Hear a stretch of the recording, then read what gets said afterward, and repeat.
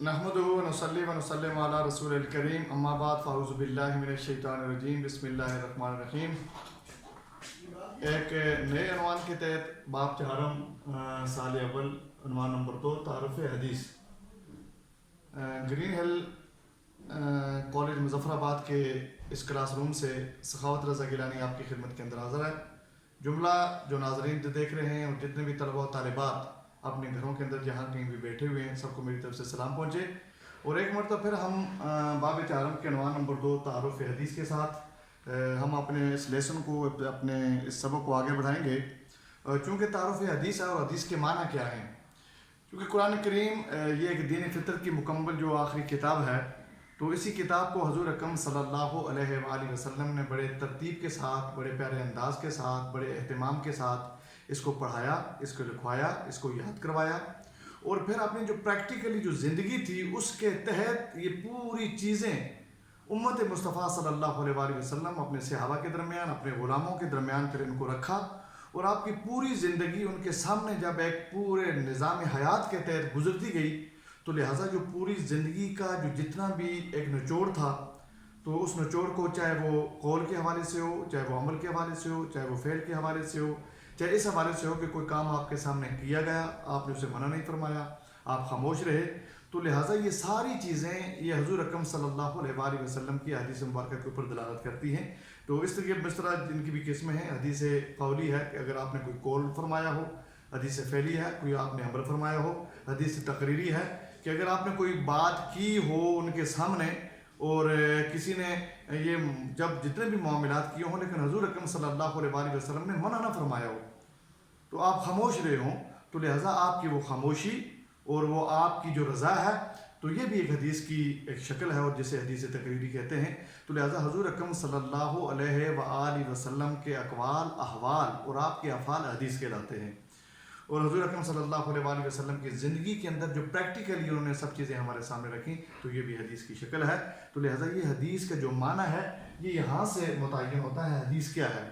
تو حضور اکرم صلی اللہ علیہ وآلہ وسلم کی زندگی کا ایک ایک گوشہ، ایک ایک عمل، لقد کان لکم فی رسول اللہ اسوۃ حسنہ، کہ زندگی کی حضور اکرم صلی اللہ علیہ وآلہ وسلم زندگی کا ایک ایک شعبہ ہمارے لیے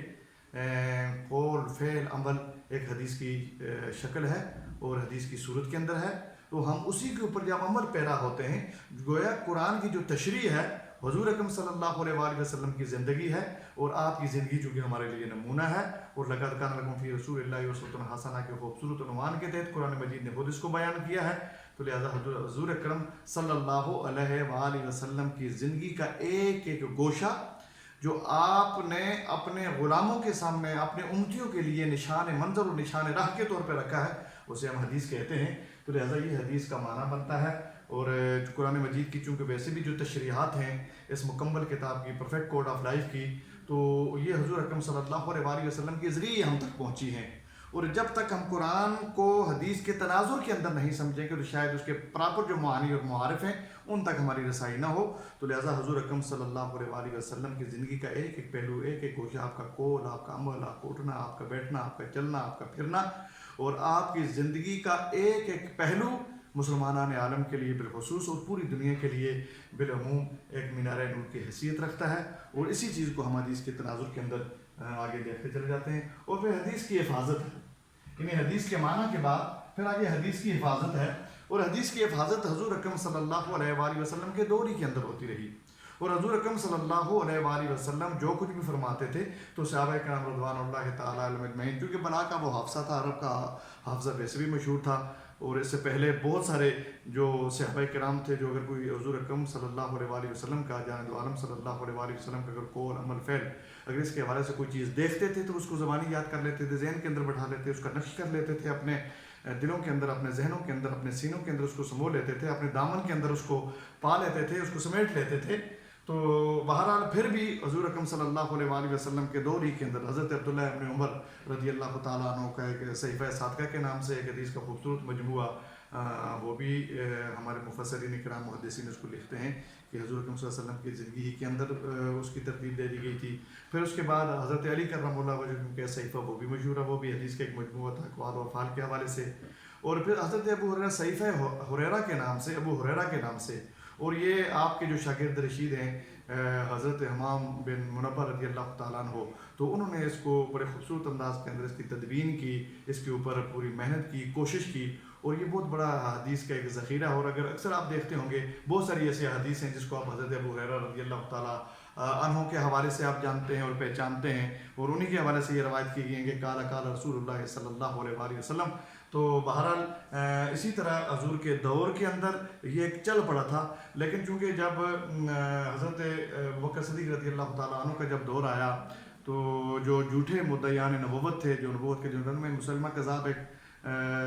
مدعی نبوت تھا، اس نے نبوت کا اعلان کر دیا، تو حضور اکرم صلی اللہ علیہ وآلہ وسلم کے جو خلیفہ اول اور حضرت ابوبکر صدیق رضی اللہ تعالیٰ جیسا غلام جو آپ کی غیرت کو یہ گوارا نہ ہوا، تو آپ نے ایک پوری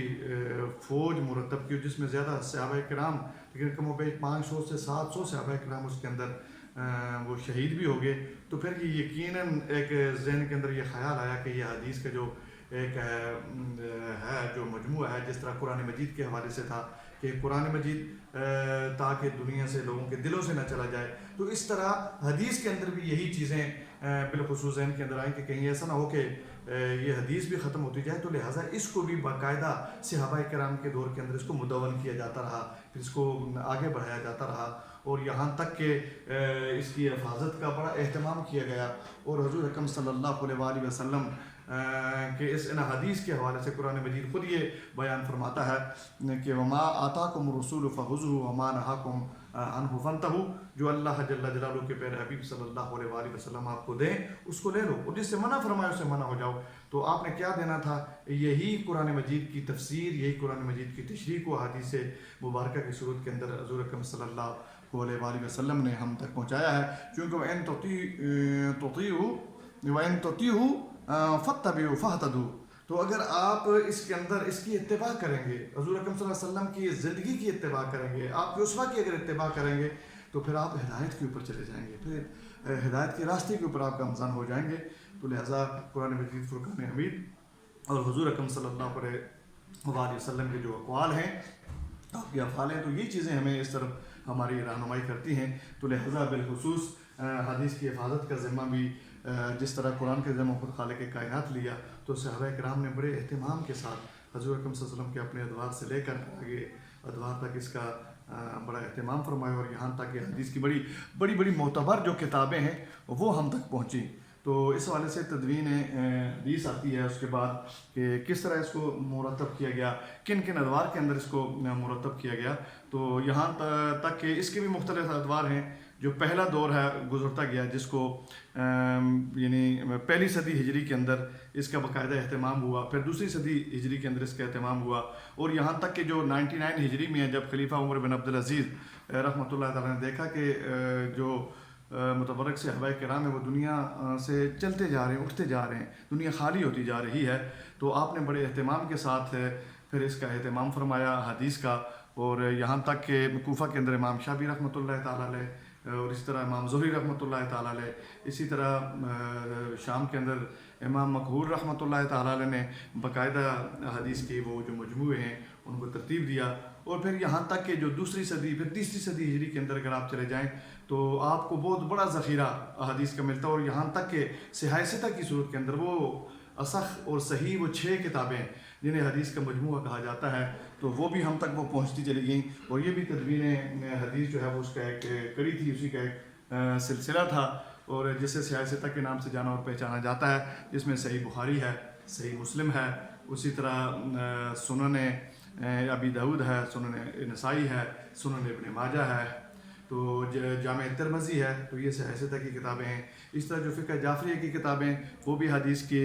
اسی تناظر کے اندر وہ بھی مرتب ہوئیں، اور جن کو آپ اصول کافی کے نام سے، ملا یقدر الفقیہ کے نام سے، الاستبصار کے نام سے، تہذیب الاحکام کے نام سے آپ جانتے اور پہچانتے ہیں، اور یہاں تک کہ یہ سلسلہ جو حدیث کا 256 ہجری سے اس کی تدوین کا شروع ہوا تھا، اور